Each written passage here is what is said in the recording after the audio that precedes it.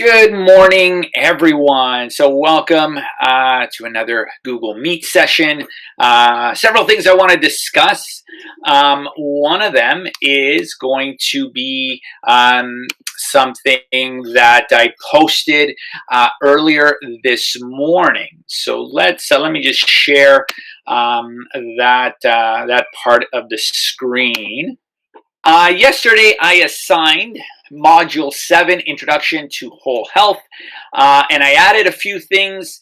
You had the instructions, of course, in the Google slide. You had the actual handout that you needed to complete. And one of the big questions that a lot of students were asking was how to actually color in the wellness wheel. And one of the options was for you to print it, but I understand that some people, for a number of reasons, whether you don't have a printer, are running low on ink. Maybe you want to be eco-friendly, right? Being eco-friendly is just as important as well. So maybe you don't want to print it out and try to go through completing the wheel digitally. So what I did was I created a video this morning, a video tutorial that I posted in here, but I also have it in the Google slide. So again, wherever you want to go watch it, I do a step-by-step usage of the app to help you color in the wellness wheel, including finding the wellness wheel online using Google. Here's the link to get you to that website that I'm actually using. So this is our a photo editing tool that I recommend you using if you don't have Photoshop. Really cool tool to make posters. I actually make all my my classroom scenes using this this app. So when you see the thumbnails for some of the YouTube videos or even some of the Google slides, I actually use this photo editing tool to actually create them, and it's all free. Yes, there are some pay features that you can I guess subscribe to, but I don't subscribe to any of them. I just use the free stuff. So I highly recommend you using it, learning how to use it. It's a really cool tool. You can make some really cool posters if that is your thing. The next thing I want to discuss was Module 6. Some of your answers. I've already posted the answer key. Sorry, I posted your marks. Sorry, there's no answer key because it's really your goals. So a few things that I do want to address when it came to your Hello, goals sir. and why you were getting the let's say the mark that you are getting.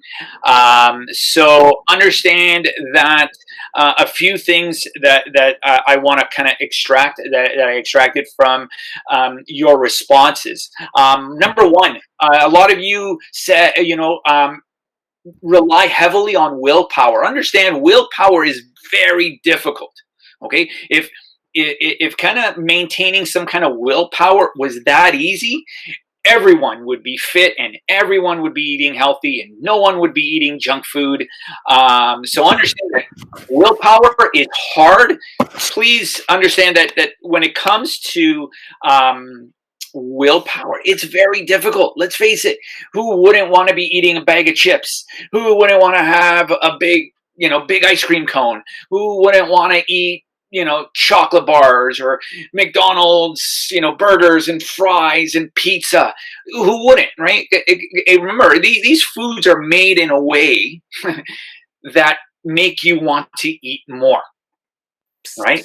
So they're made in a way for you to try to eat more, more of it, right? So you're gonna eat more chips because the flavoring is made in a way that makes you want to eat more chips. And the burgers, they taste good, and the ice cream, it tastes good. So who wouldn't want to eat all that kind of that delicious goodness, right? But understand that it's not exactly healthy for you. So understand that willpower is not the case. And so one of the things to to understand when it comes to will, don't rely on willpower. So how can you utilize willpower? Well, one of the ways to maximize willpower is, because let's face it, if your cupboards are full of junk food, right? Your pantry, wherever you have, quick, easy access to junk food, you're going to eat it, right? Because willpower is going to eventually, your willpower is going to cave. You're going to be like, today, who cares? Let me just have this bag of chips, or let me try to have a bowl of chips, but then eventually it becomes a whole bag of chips. So willpower is tough. So one of the things for myself, one of the things that I did to try to combat my willpower that I had struggled with was I made sure I got rid of all of that. Okay, so for me, it was different because I was the adult of the house. It was like my own house, and I was the only one living in it. So it was like, yeah, nobody was buying me the groceries. I was the one doing all that stuff. So I would eat and make sure that whatever I purchased was just healthy foods. Okay, so that was it. So these were the things that I would try to do.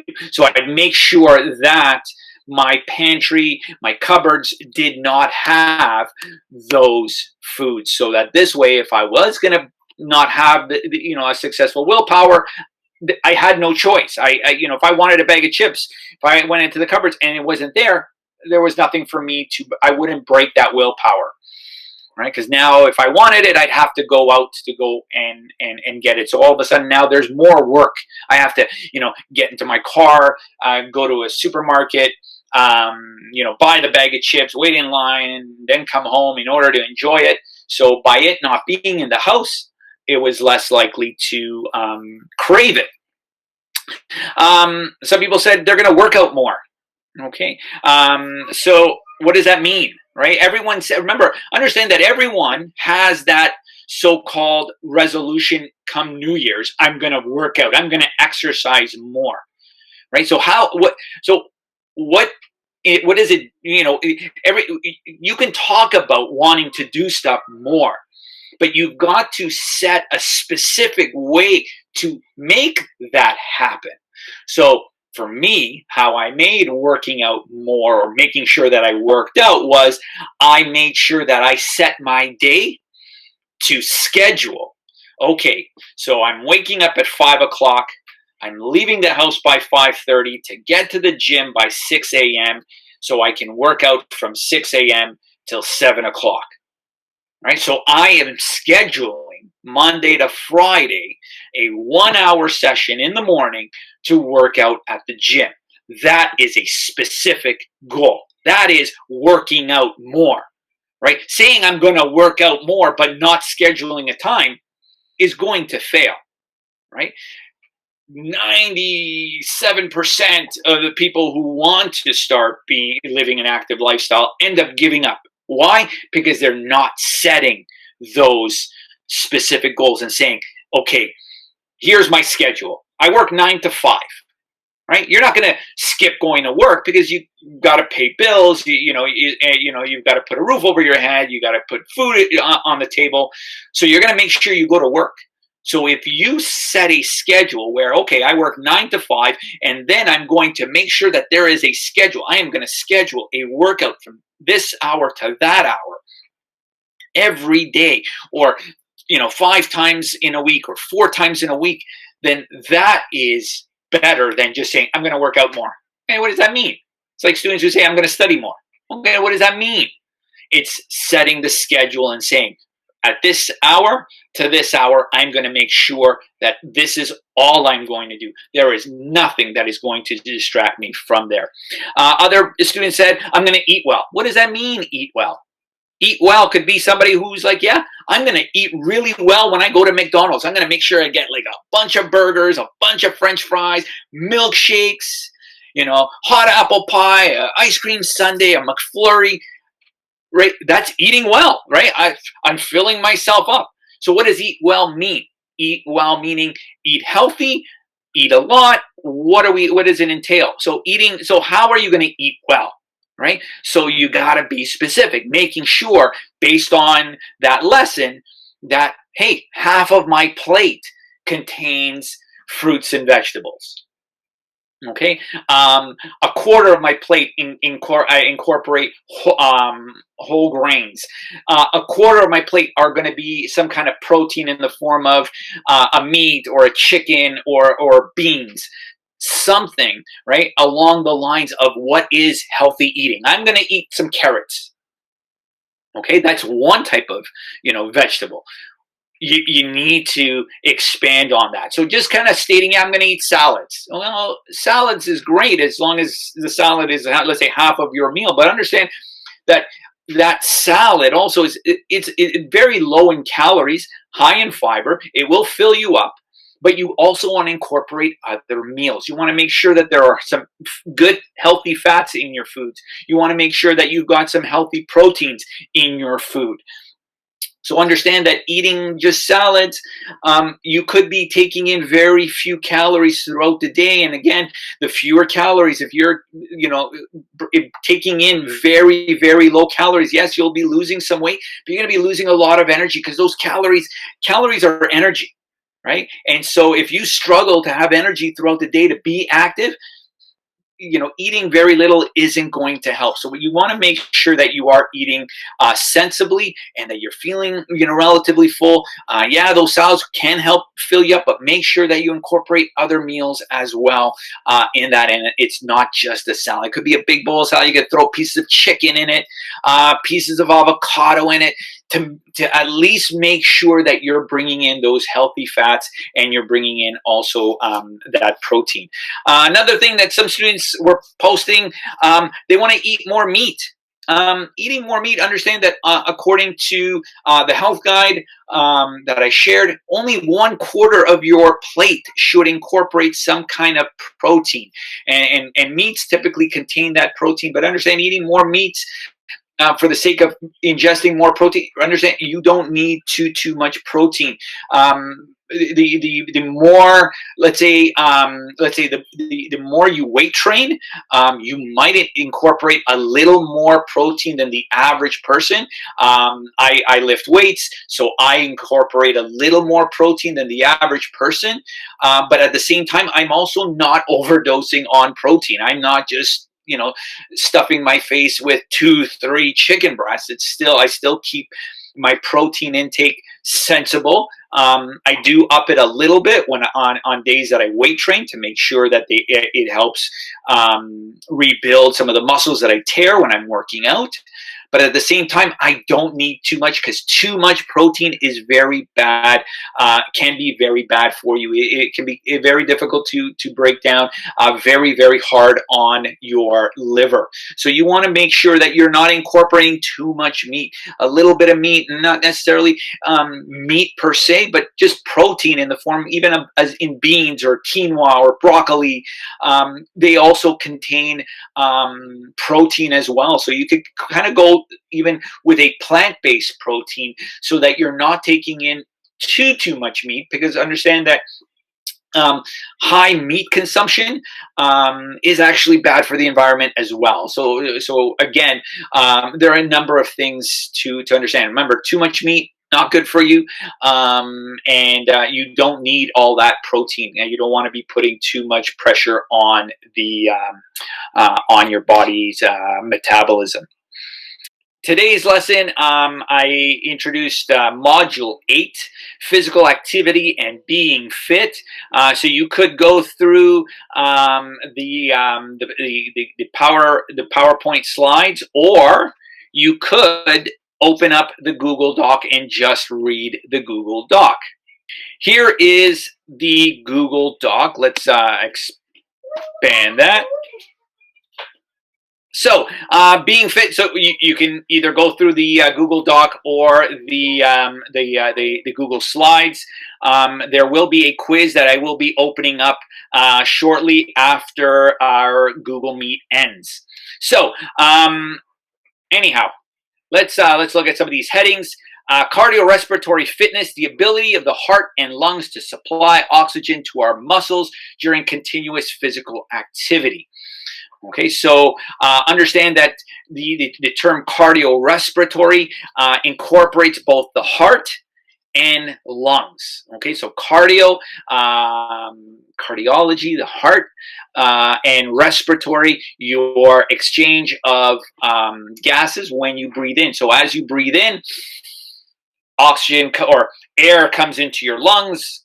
Your lungs pull the oxygen from that breath, and as you're inhaling the air, the oxygen is going into your bloodstream. As you exhale, you're you're releasing carbon dioxide, which is a waste gas, out into the atmosphere.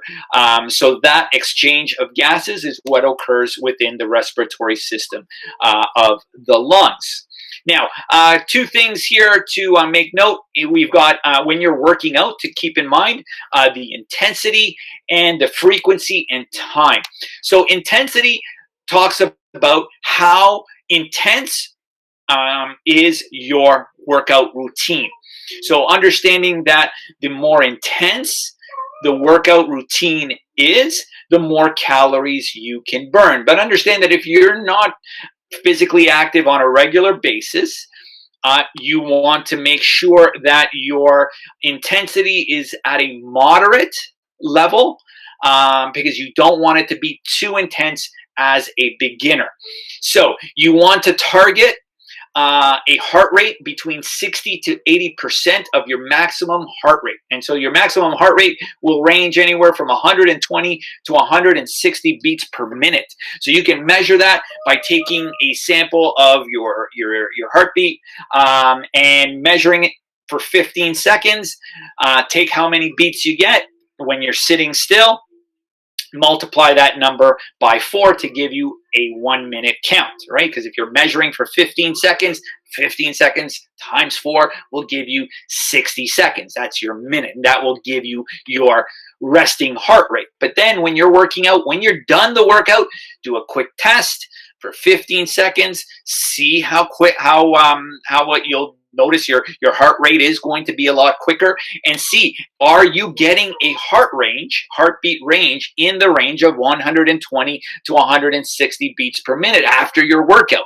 Because if you're not reaching this 120, at least as a beginner, then you're not technically working within your that 60 to 80% heart rate with regards to the intensity. And wanting to build an intensity on occasion is very important to kind of just really strengthen your heart, and help you make the future workouts a little bit easier. Okay, but understand that you never want it to be easier, because eventually, if you make your workouts too easy, you're most likely going to want to give up, because every day seems to be Groundhog Day. Every workout, I'm doing the same thing every single day. So I really don't want to work out. So you got to make sure that your workouts are, because I've been reading some of your journals, and some of you, you're saying, yeah, I do 20 push-ups every day, and I do 20 sit-ups every day. That's going to get very boring. So that's why you want to change it up. That's why, if you noticed, I posted a new workout this morning online.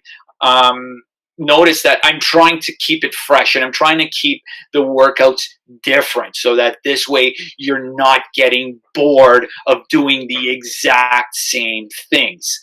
Okay. Frequency and time and duration. Frequency is how often you work out. Myself, I like to work out Monday to Friday. So that's kind of my set frequency. So Monday to Friday, I work out. The time that I work out now, because I'm in my own basement gym, the time kind of can vary, right? Sometimes I'll throw in a couple of exercises. I'll work out for like 10 minutes, and then I'll go attend to something that's going on. And then I will do something else, let's say later on, right? So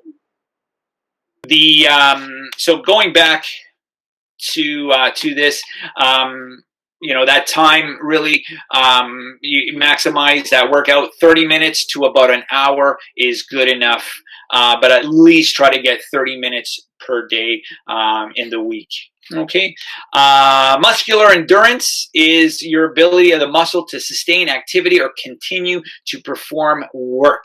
Okay, so when you lift weights, you develop a muscle endurance to lifting that weight. So if you're getting tired after doing 10 repetitions of something, you keep building that endurance that hopefully after about a week of doing something, you'll eventually be able to build an endurance where now you could probably hit 12 repetitions. So one thing I always stress for students who are looking to try to build any muscle, I tell them, how many repetitions did you do? And they'll say, I did 10. And I'll ask them, were you tired when you hit 10? And they'll say, no. I go, could you have done an 11th or a 12th? And they said, yes. And I said, then why did you stop at 10? So understand that 10 is not a magic number.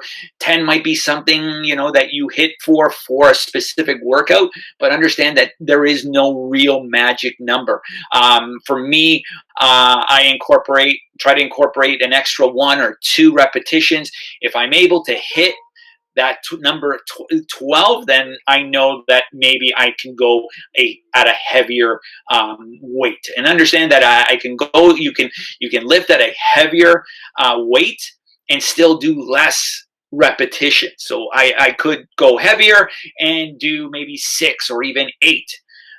It's still just as good, right? It's kind of like me when I posted the push-up challenge, and I said, attempt to do a full push-up, but if you can't, there's nothing wrong with doing a modified push-up. If you're doing a modified push-up, understand that with that modified push-up, let's say you're able to do 10 modified push-ups, but then you decide to attempt to do a full push-up, and you can do 2 or even 3, even though you did a smaller amount of push-ups, right? That's okay because you did them at a more difficult level. Okay, so understand that those 3 push-ups, as long as they were full, is still very good. It's still challenging, and it's still an accomplishment, even though you might be able to do 10 modified push-ups. And the last thing here, muscular strength, the maximum force muscles put out when they contract. So what is your maximum strength that you can do for a short period of time? Finally, we've got flexibility, and that's the range of motion of your joints and muscles, right? Your ability to, let's say, touch your toes, your ability to kind of stretch out those muscles, make sure that they're loosened. Some people were complaining about feeling pain from the workouts. Understand that it's important that you do stretch them out to try to loosen up those tight muscles. And then keep in mind the letters FIT. They stand for frequency, intensity, time, and type of activity. So the frequency, how often you work out, how intense is your workout, how long are you working out for, and what type of activity are you doing? Are you doing a cardio-based activity? Are you doing a resistance type of training where all of a sudden, you're lifting weights? So again, one day you might decide to do some weight training. Another day you decide to do some cardio and just go for a jog. Again, all that keeps your workouts varied so that you're less likely to get bored. So remember, start slowly and build over time. Okay, pushing too hard too soon can result in injury, can prevent you from working out tomorrow, right? If you're very sore tomorrow, you're less likely to want to work out. So keep that in mind when you are incorporating any kind of new workout. That is today's lesson. I will be posting the quiz once we get off here for you to do. The module that was supposed to be due tonight, I've extended it to tomorrow so that this way now you can kind of play around with Pixlr and color in that wheel. And on the agenda, I have what we're going to meet up again tomorrow. There will be another quiz, I think, tomorrow. So we'll be moving on to the next module. We are going to be doing a Kahoot also this week through Google Meet. So I haven't tested it out on Google Meet, so I have no idea how it's going to work, but it should be fun. So please make sure you get that wheel done and upload it, because it is part of the assignment to get it completed, especially since I created a video showing you how to actually utilize that Pixlr app to digitally color that in. So I'm going to stick around to answer any questions. If not, have yourselves a wonderful day. I will see you all tomorrow. Take care. I hope you liked this video. If you did, do not be shy to hit that thumbs up button. And while you're clicking the thumbs up, click on that subscribe to stay tuned to my new videos. Thanks for watching.